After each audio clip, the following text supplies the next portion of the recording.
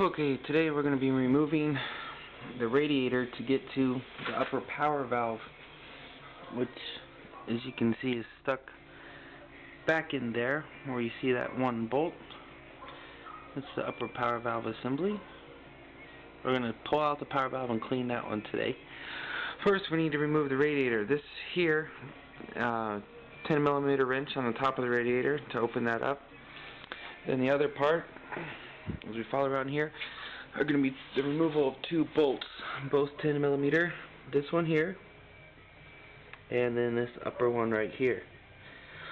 So I'll remove those now, and we'll drain out the radiator. Make sure you have a catch pan underneath, something that you can dump the water into and take to some place to dispose of for you. There's also remove this here cap, which will let the pressure alleviate and bleed off through all those holes. As you can see, it's starting to drain out slowly. This will pick up the pace. Once it starts draining, you can tilt the bike left to right, kind of drain out some more of the liquid.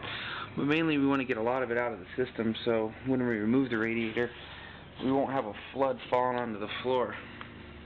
With the final lower bolt removed, it really comes flooding out. Next, we're going to remove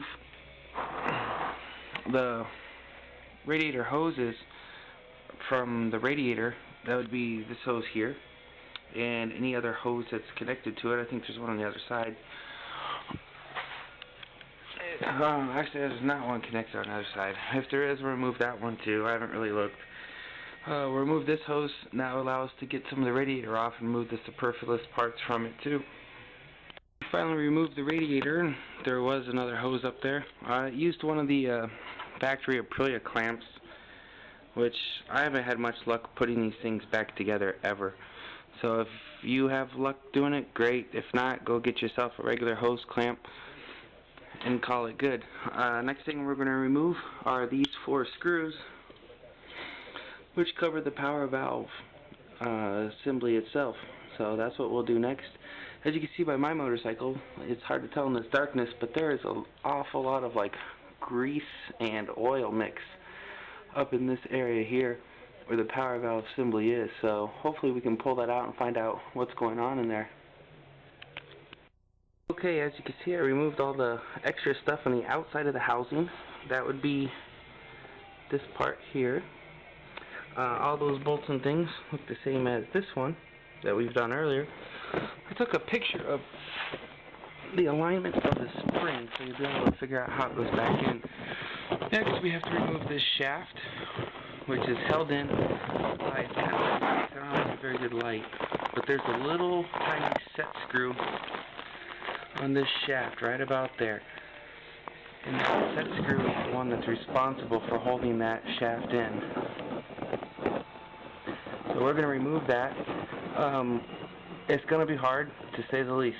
So we'll remove that one.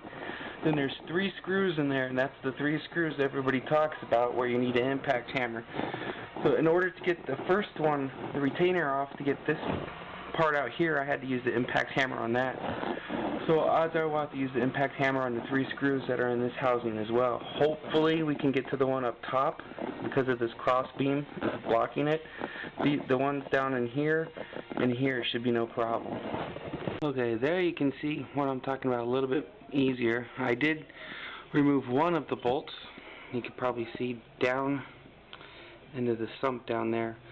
Came out with ease, thankfully. You can see the other one up top there in between the 2 power valves and the crossbar, and the other one's down in that corner.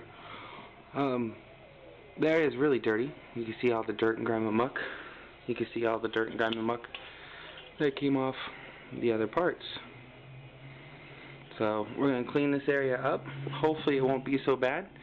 One of them came out with ease. Hopefully the other ones do. And I'm going to go ahead and use the upgrade that they recommend. I'll get the specifics on what bolts they recommend offline, or you can go to the website and get them offline too. And we'll go ahead and put that in there so that there'll be Allen head bolts next time. They're a lot easier to get a wrench in there and do something with versus a Phillips headed screwdriver. Okay, here we go. The disassembled power valve. Hopefully we can get some close-up shots of the power valve. You can see that's the power valve with all the nice wonderful carbon on it, grime and oil and stuff on it. So we're going to clean all these up and get it all put back together. This is the pad I alluded to before if you saw the exhaust silencer video. This is what we're using to scrub off of the carbon off of these valves with some regular old lacquer thinner. So let me get